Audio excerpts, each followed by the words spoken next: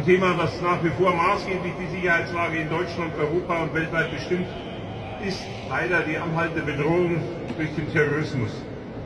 Mehr denn je gefährdet heute der Extremismus unterschiedlichster Couleur den Zusammenhalt und die innere Sicherheit in unserem Land.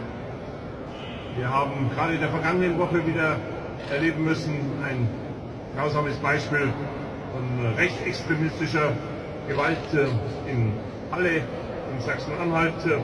Wir haben nach wie vor eine imminente Bedrohung durch islamistischen Terrorismus.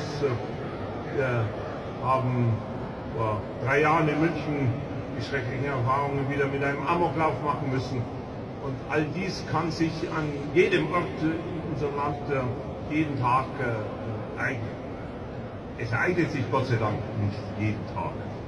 Aber wir müssen das Risiko sehen. Nirgends sind wir davor gefeit. Und wenn ich auch nochmal an die Situation vor 3 Jahren denke, wer hätte gedacht, dass die ersten islamistischen Anschläge in unserem Land in einem Nahverkehrszug auf Würzburg zu und dann bei einem vergleichsweise kleinen kulturellen Ereignis in Ansbach stattfinden.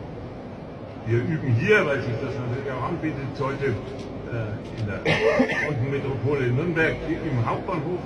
Aber wir müssen immer sehen, die Gefahr ist genauso gut, dass das plötzlich an irgendeinem kleinen Ort stattfinden könnte, mit dem vorher niemand gerechnet hat.